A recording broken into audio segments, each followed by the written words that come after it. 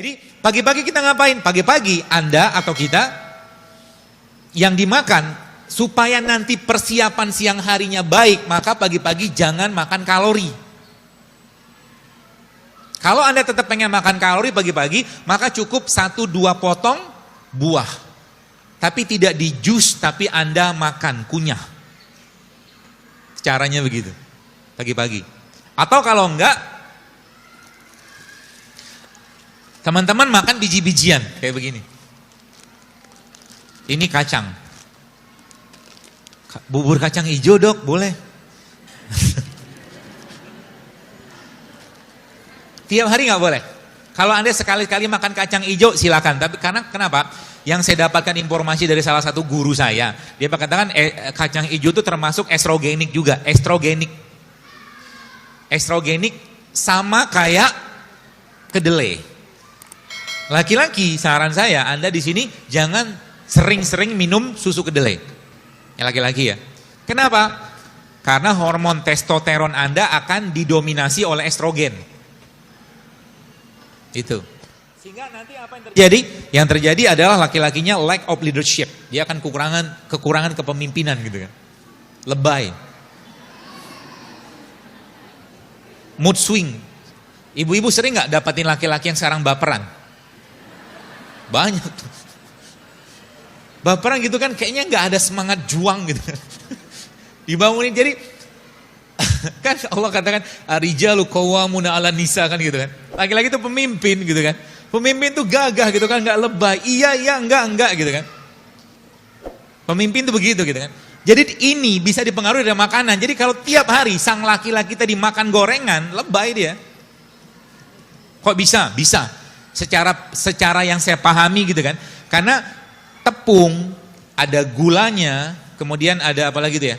Ada minyaknya bisa mempengaruhi serotonin yang ada pada usus kita. Kenapa? Moodnya kita dibikin di usus. Moodnya kita udah begini. Maka ada satu istilah namanya good food is good mood. Kalau Anda pengen dapat hari yang bahagia pagi-pagi, maka pagi-pagi jangan makan produk olahan atau produk yang miskin nutrisi. Artinya apa? Kalau Anda pagi-pagi pengen dapat mood yang baik, maka Anda makan yang masih alami. Entah Anda makan buah atau makan kacang kayak begini, atau lebih baik Anda minum kopi tanpa gula. Jauh lebih baik.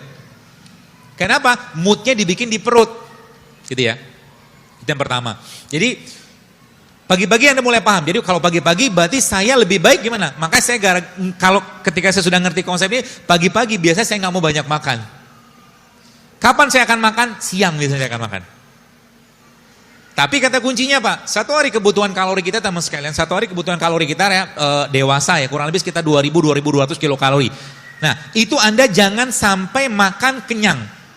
Adakah rulesnya dari Nabi SAW? Ada. Nabi katakan apa? Sepertiga makan, sepertiga minum, sepertiga udara kan gitu. Jadi makan mulai sekarang bukan untuk kenyang. Karena banyak orang gara-gara kenyang ibadahnya nurun. Makan itu untuk apa? Untuk memenuhi kebutuhan nutrisi. Ya, jadi kita makan untuk memenuhi kebutuhan nutrisi, bukan untuk kalori saja. Jadi kata-kata ini mudah-mudahan bisa Anda cerna baik-baik. Ketika tubuh kita lapar atau kita lapar, maka tubuh kita butuh nutrisi bukan kalori. Ya, pahami ini baik-baik. Kenapa sekarang banyak kasus stunting? Stunting itu apa? Anak-anak defisiensi gizi. Mulai paham kenapa? Coba lihat, yang dimakan apa sih mereka? Saya kadang-kadang lihat di kampung, saya tinggal di Bekasi gitu kan, saya lihat anak-anak tuh paginya sarapan sudah snack loh. Isinya apa? Penyedap. Sekarang Anda pergilah ke toko, supermarket, beli roti, lihat. Roti itu isinya apa sih? Yang kemasan ya. Isinya gula, tepung, mentega, sama apa lagi? Ya, kurang lebih itulah. Telur, 4 isinya. Tapi kalau Anda lihat, roti zaman sekarang, ingredientnya bisa beberapa paragraf.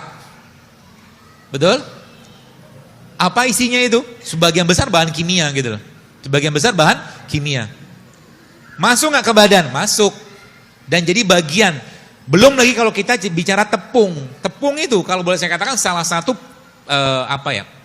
salah satu bahan yang kalau boleh saya katakan mulai sekarang hindarilah sering-sering.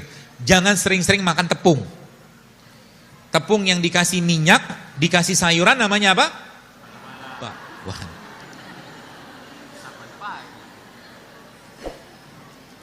Dari situ nanti teman-teman mulai paham. Kenapa Nabi mengajarkan kepada kita. Baik, kalau ada makanan yang kita makan, lalu kita ngantuk gara-gara makanan tadi, maka kata kuncinya apa? Kata kuncinya tubuh kita nggak bisa ngolah makanan tadi, atau makan yang dimakan miskin nutrisi. Sekarang misalkan Anda makan nasi, campur gulai, apalah gulai macam-macam gitu kan, campur sayuran yang juga pakai santan, biasanya habis makan tuh ngantuk kan? Kenapa? Karena yang dimakan gak bisa diolah badan. Kalau tubuh gak bisa ngolah, maka apa yang terjadi? Tubuh minta istirahat. Itu sebabnya kalau bahasa saya tadi, kenapa makan itu terbaik siang hari, maka Islam mengajarkan supaya makannya baik, supaya tubuhnya siap dengan enzim, maka Rasulullah mengajarkan namanya apa? Tidur siang.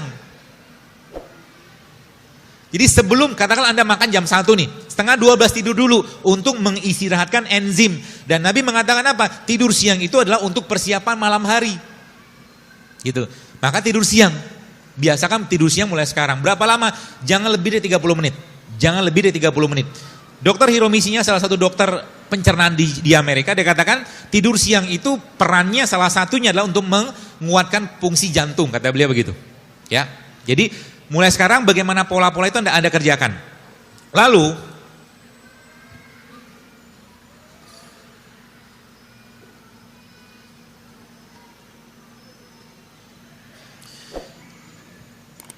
tadi kalau kita membahas tentang ini sedikit lagi. Artinya mulai sekarang kalau Anda lemes, kalau teman-teman lemas, jadi konsep ini bisa kita pakai tiap hari.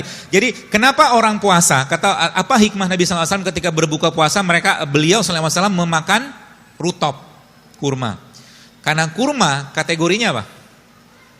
Pertama dia kategorinya prebiotik, kurma itu prebiotik, itu yang pertama. Yang kedua, kurma mengandung glukosa.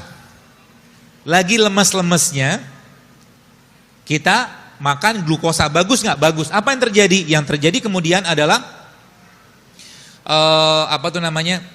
tubuh kedapatan atau terasup energi, sehingga kita lebih berenergi ketika berpuasa. Tapi beda ceritanya kalau seandainya Anda sahur tidak menggunakan kurma. Ya, kenapa tidak menggunakan kurma? Boleh nggak pakai kurma? Boleh, tapi kurma jangan banyak-banyak. Satu hari kalau boleh saya sarankan, terutama ibu-ibu yang mau promil ya. Promil itu sebenarnya gampang. 3 ini Anda makan mulai tiap hari. Madu 1 sendok teh, zaitun 1 sendok, madu 1 sendok makan, zaitun 1 sendok makan, kurma 7 butir. Makan tuh mulai sekarang. Kurma prebiotiknya, madu asam aminonya, zaitun lemaknya, udah cukup. Jadi 3 ini aja Anda makan tiap hari, itu perut kita akan sangat merasa berterima kasih lah gitu kan. Seperti itu. Banyak banget.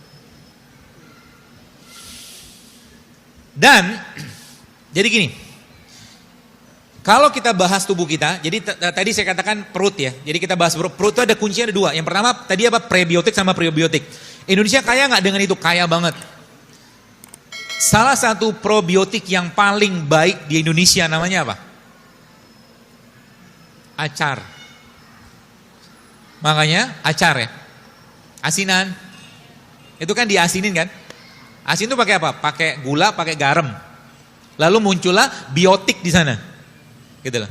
Itu sebabnya kimchi itu salah satu makanan fermentasi di Korea, itu diakui dunia sebagai world healthiest food. Kan gitu. Indonesia punya nggak makanan lain yang juga tidak kalah sehatnya? Ada, namanya apa? Tape. Tape itu sehat. Tape itu kan fermentasi kan? Ada glukosanya, ada. Nanti kalau Anda misalkan lagi perutnya lagi bermasalah, sebenarnya sepotong kecil tape itu bagus banget. Di samping tempe juga bagus. Tempe juga probiotik. Ya. Jadi yang pernah saya share di IG kemarin itu, ketika prebiotik ketemu probiotik, maka bahagianya luar biasa mereka. Sudah ada nyobain belum? Tempe di jus sama kurma. Enak Pak. Kok nyeleneh gini? Ya begitulah nyeleneh. Ya, nyeleneh tapi yang bagus gitu kan. Jadi ketika tempe ketemu kurma, maka Anda sedang mengawinkan prebiotik sama probiotik. Dan gak usah makan banyak-banyak. Jadi pagi-pagi sarapannya udah cukup sebenarnya. Kenapa? Kurma prebiotik kan. Ada gula nggak? Ada. Tempe, probiotik, kan fermentasi, ada protein? Ada. Jadi ketika kurma ketemu tempe, ada nggak sih? Tuh nggak dia siapin ya? Nggak ngomong saya. Nggak apa-apa lah. Lupa pula. Tempe sama kurma. Nggak ada asisten di depan. Jadi ketika tempe ketemu kurma, itu the best. Dan makan tempe itu paling baik dalam kondisi tempe yang mentah.